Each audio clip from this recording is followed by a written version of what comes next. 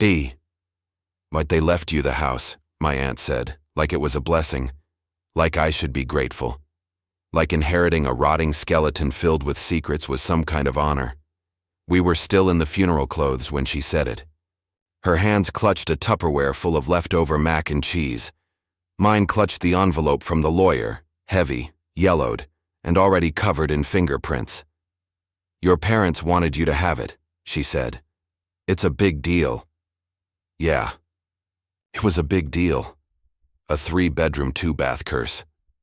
Everyone else looked at me like I'd won something, like I'd climbed some invisible ladder to land at the top of the family chain. Keys were handed to me like a crown. Papers were passed like torches. The family smiled, nodded, and said things like, "You're lucky. Most people never get a legacy." No one mentioned the taxes. No one mentioned the liens. No one mentioned the fact that my mom had been using my social security number for over a decade. I didn't know any of that yet.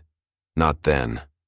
All I knew was, I had a deed with my name on it, and a mailbox stuffed with unopened letters that smelled like mold and legal threats.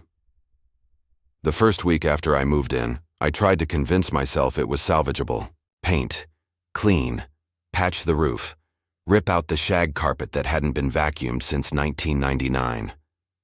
I lit candles in every room, hoping they'd cover the scent of mildew and buried tension. Then the mail started showing up. Thick envelopes from the county office, red-stamped notices from tax collectors, a letter from a collections agency with my name on it, and a balance that made my chest tighten. $9,200 in property tax delinquency, $28,000 in a second mortgage I never signed, $14,000 in unpaid utility fees, and a foreclosure notice that had been paused, barely, thanks to my mother filing a forbearance using my identity. I was 14 when they used my name. 14. I remember the day, actually. I was sitting at the kitchen table, doing algebra homework. My mom said she needed my social for a school form. I didn't ask questions. I gave it to her. What kid questions their mom? What teenager knows how identity theft works when it's happening inside their own house? I didn't know until the credit report started to scream. When I tried to get answers, nobody wanted to talk. Not really. My aunt just blinked. Oh, that was just paperwork. Your mom was stressed. She just needed to keep the house. I asked if anyone else knew. More blinking. Well, it was for your future. She always said she'd make it right someday. Someday. It was always someday with her. Someday when the bills were caught up. Someday when the store turned a profit. Someday when the second job started paying off. Someday never came. What came instead was a pile of legal debt in my name. A house that was a coffin for secrets. A family who acted like I should say thank you for inheriting a money pit lined with lies. They didn't just leave me a house. They left me a weaponized legacy, primed to explode the moment I took the keys. So I did what they didn't expect. Didn't yell. I didn't cry. I didn't ask for an apology I knew I'd never get. I opened a spreadsheet. I started logging every debt, every balance, every signature with my name forged beneath it. They gave me the house, but they forgot I know how to read fine print. The thing about paperwork is it always tells the truth. You just have to know where to look. I started with the filing cabinet in the hallway closet. Rusty drawer, sticky handle. Buried under old VHS tapes and expired coupons was a stack of folders so thick it looked like someone had tried to bury them alive. The first folder was labeled Refinance, 2008. Inside was a loan application with my name at the top. But the signature, it wasn't mine. It was my mother's handwriting. Looped letters, rushed strokes, the exact same style she used to sign birthday cards. Except this time, it was followed by my full name, in ink, on a contract for $78,000. I was 14 in 2008. I didn't even have a checking account. My hand started shaking. I flipped through more folders. Cell phone bills opened in my name. Store credit cards, even a gym membership that defaulted in 2013. $930 in unpaid fees and collections. That same year, I had my wisdom teeth pulled. I missed 2 weeks of school. While I was recovering on pain meds, my mother was out opening another loan using my social. I found a sticky note tucked into one folder. Fix before 2017. No context, no explanation. Fix what? I opened the next folder. Property taxes. Missed payments going back 6 years. Each letter more aggressive than the last. One in bold. Final warning. Sheriff's sale notice issued. Underneath it, a yellow envelope. Unopened. Inside, a court summons. Addressed to me, my name. My address. My supposed debt. I sat on the floor, back against the closet, surrounded by documents with my identity stamped on every page like some kind of brand. I wasn't a person. I was a financial alias, and no one thought I'd ever look close enough to find out. Later that night, I confronted my uncle. He was the only one still taking my calls. Barely. He listened while I read the numbers, the balances, the forged signatures. Then he said, "Your mom didn't mean to hurt you. She just needed help." I almost laughed. I was a kid. She thought she'd fix it before it mattered. But she didn't. He sighed. "It's just paperwork. You're making it bigger than it is." That's the line that broke me. Just paperwork. As if $52,000 in debt was a clerical error. As if defaulted loans tied to my name were minor inconveniences. As if growing up to discover that your credit was ruined by your own family was something you should be grateful for. The next morning, I pulled my credit report. It was a disaster. Score, 489. Accounts and collections, flagged as high risk. I'd never missed a payment in my life. Never defaulted. Never applied for a loan. But my name had been on documents I didn't know existed. I was a ghost cosigner for crimes I didn't commit. I called a lawyer. Explained everything. He asked how old I was when the signatures began. 14. He exhaled hard. "Do you want to pursue charges?" I didn't answer right away. Because how do you press charges against someone who raised you? How do you sue the people who bought you birthday cakes while using your name to open a second mortgage? Thanked him. Hung up. Then I opened my laptop and started a new document. Title, Inherited Lies. Because if I couldn't undo what they'd done, I could make damn sure I wasn't the last one buried under just paperwork. The first thing I sold was the washer and dryer. They were old, loud, rusted at the corners. My mother used to call them vintage, but they weren't. They were just broken machines from another era that cost more to keep alive than replace. I listed them on a local marketplace for $150. A guy showed up the next morning with a truck and a dolly. When he asked why I was selling, I said, "They don't work for me anymore." It was the first honest thing I'd said in weeks. After that, it became ritual. Every morning I picked a room, walked in with a notebook, listed what could go, what might sell, what held no value except in memory, and what needed to be burned. Opened drawers stuffed with holiday cards and utility bills. Dug through closets packed with old coats and shoeboxes full of receipts no one had touched since 2009. Found a jewelry box with fake pearls, a birth certificate that wasn't mine, and a deed transfer with my name scribbled in permanent ink, like I'd signed it myself. The house was a mausoleum of lies, and I was the only one alive inside it. I stopped opening windows. Every breeze carried guilt with it. I started opening accounts instead, one for savings, one for business, one locked down tight with two-factor security and no shared access. Then I made the call. A local real estate agent, mid-30s, too cheerful. I told her the truth, at least the part that mattered. I inherited the house, I want to sell it fast. She came the next day, walked the perimeter, took pictures. Didn't ask too many questions. "This place has potential," she said. Good bones, I almost laughed. Good bones. The phrase you use when something looks okay on the outside but is rotting beneath the drywall. We listed it the following Monday. The open house felt like watching strangers tour my trauma. They commented on the wood paneling, the outdated light fixtures, the sagging fence. None of them saw the bills I'd pulled from the oven drawer, the forged documents hidden in books, the heat marks from nights my mother sat at the kitchen table, trying to keep a sinking house afloat with my stolen future. The first offer came in low, The second was better. The third came with a letter. We see ourselves raising a family here. I accepted it because this house didn't raise me. It used me. And I was done bleeding for a place that saw me as paperwork. The day before closing, I walked through one last time. No furniture, no photos, no ghost of what they wanted me to believe. It was just walls. I ran my hand along the stairwell, where my dad used to measure our heights in pencil. I looked at the dent in the hallway where a door slammed too hard in 2006, sat on the floor of my childhood bedroom, and tried to remember what it was like to love this place without knowing what it cost. I couldn't, and that was the hardest part. Letting go of the fantasy they sold me. The idea that this house was an inheritance, a legacy, a gift, when really it was a chain, rusted and disguised as something sacred. The sale closed.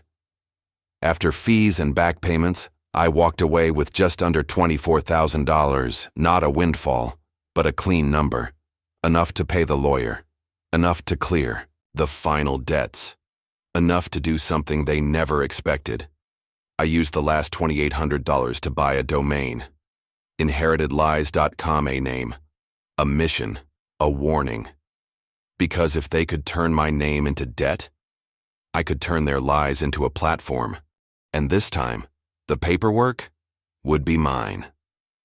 I launched the site at 2:07 a.m. No announcement, no hashtags, no press, just a clean layout, dark text on a white background, and a homepage that read, "If you inherited debt instead of dignity, you're not alone." They called it legacy. We call it fraud. Welcome to Inherited Lies. Click. I'd spent weeks building it in secret. I'd poured every spare dollar into hosting, SSL certificates, and copywriting that cut like truth.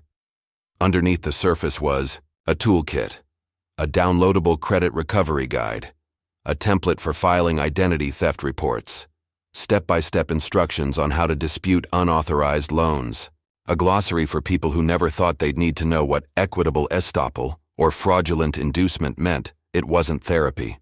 It was survival, packaged, digitized, and freely available to anyone who'd ever found out their name was just another piece of collateral in their parents' financial meltdown. I didn't tell anyone it was mine. I didn't need to. I let it live in the shadows, let it be discovered, not promoted. And then one day it happened. Someone posted a screenshot to Reddit. My dad left me a house. Turns out he also left me $80K in hidden debt. Found this site by accident. Whoever made it, thank you. Upvotes. Comments, shares. Traffic exploded. Emails started trickling in, then flooding. From strangers, from survivors, from people just like me. My mom used my SSN to open a PayPal credit line when I was 15. My parents had me co-sign a loan without telling me. I was 12. They told me the house was mine. They forgot to mention the 3 liens attached to it. They were angry, broken, quiet, brilliant. Each one thought they were alone until they weren't. I responded to every email, every DM. I added new tools, wrote blog posts with headlines like, "Legacy shouldn't come with a credit score. How to forgive without forgetting." They used my name, I used their paper trail. The stories poured in faster than I could post them. I built a private forum, anonymous usernames, verification by invite only. People started trading tips, screenshots, legal letters, victory updates.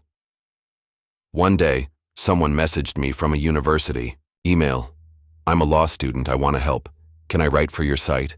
I gave them a login. 2 weeks later, they submitted a guide titled, "How to Sue Your Parents Without Losing Your Soul." It went viral. Someone else sent me $20 through the Support the Work tab, then $50, then $300 with a note that read, "I sold the house. I'm starting over." This site was my blueprint, and for the first time since signing the deed, I didn't feel like a victim. I felt like a source of clarity, of structure, of justice. One night I got an email with a familiar last name, my cousin. We hadn't spoken since the funeral. The subject line was just 3 words. "You made this?" The message was short. "You really put it all online? Grandma's turning in her grave." I didn't respond. because I didn't make the site to be understood. I made it to protect people like me, people who had been handed houses full of debt, documents full of betrayal, and were told to be grateful for the inheritance.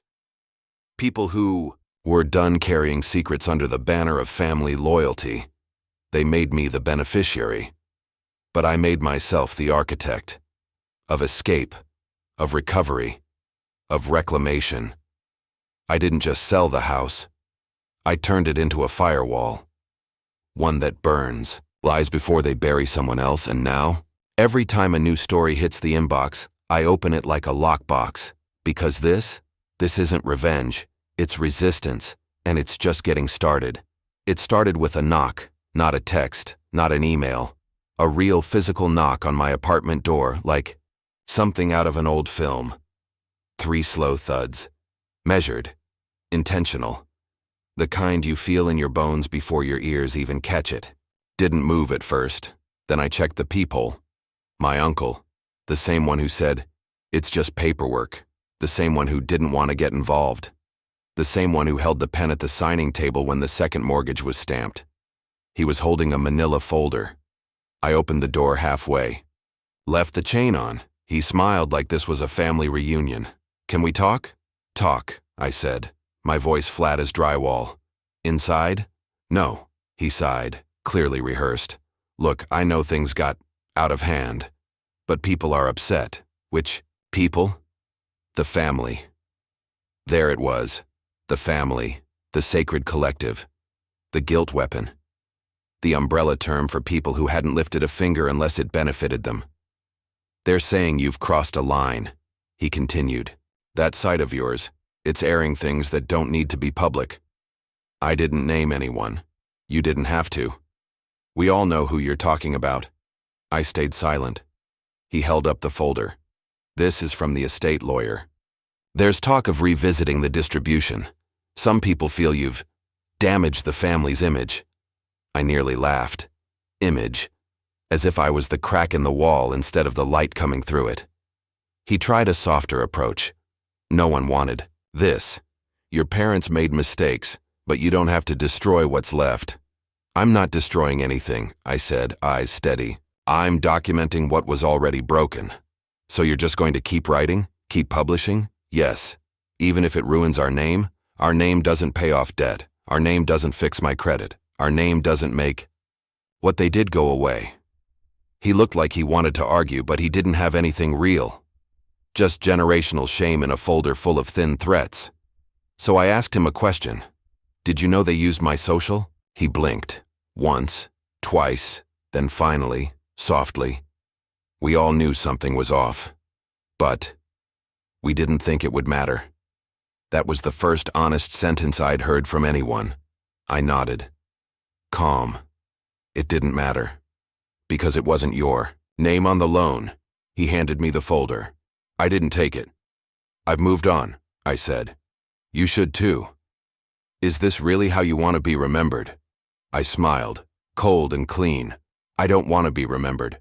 I want to be left, alone." I closed the door. He didn't knock again. I watched him leave from the window, the manila folder still in his hand, flapping slightly in the breeze like it was desperate to be noticed. That night, I added a new post to the site. Family is just paper. It's the story they pass down, the photos, the holiday toasts, the secret documents you never saw, until one day you do, and you realize the inheritance wasn't just blood, it was liability, and silence is what kept it growing. I'm not silent anymore. The post went live. In the first hour, it had 200 shares. By the end of the day, $6,000. People didn't need names. They recognized the feeling. One comment stuck out. I thought I was the only one who was told to be quiet. Turns out, I was just the only one brave enough to speak second. That night, I slept for 8 hours straight. No emails, no knocks, no threats. Just air. And for the first time since the house, since the will, since the lies dressed in legacy, I felt like I finally owned something real. Some people inherit houses, some inherit debt, and some inherit silence, a tradition of pretending nothing was ever wrong. I inherited all three, and I sold two. The third, I burned. A year passed. The house was long gone. The site, Inherited Lies, had grown into something I never imagined. No ads, no pop-ups, just tools, templates, and thousands of voices sharing one quiet truth. My family lied. I'm done carrying it. The inbox was full. The forums were active. The donations paid for hosting, legal guidance, and 2 part-time moderators. I didn't need revenge anymore. I had impact. And then the letter came. Real paper. No return address. Just my name and a postmark from my hometown. Inside, a handwritten note from my mother's old attorney. Per your parents' revised documents, a portion of your name remains tied to one final asset, the family cemetery plot. I sat with that sentence for a long time. They left me the graveyard, no money, no apology, just a reminder that even in death, they wanted to tether me to the story they wrote without me. There was a line at the bottom. Would you like your name removed from the title? I didn't even hesitate. I wrote back, yes. Remove it permanently. Legacy revoked. 2 weeks later, confirmation arrived. I was officially, legally, severed. From the house, from the estate, from every ledger, lie, and legal tether they once wrapped around my neck and called love. That night, I updated the homepage of Inherited Lies. This site is not about blame. It's about freedom. If you inherited a mess, you deserve a map out. This is mine. Make it yours. I stared at the screen for a long time. Then I shut the laptop and took a walk. The city was loud, unapologetic. No one knew my name, and for the first time I didn't want to correct that. I passed people laughing on patios, a couple arguing about fries, someone singing into their phone. I wasn't invisible. I was untethered. I didn't need a house to feel rooted. I didn't need a name to feel real. I didn't need family to feel whole. All I needed was this. Truth. No interest. No forged signature. No footnotes. Just one line. I'd earned the hard way. They gave me their lies. I turned them into light. And that's the only legacy worth passing down.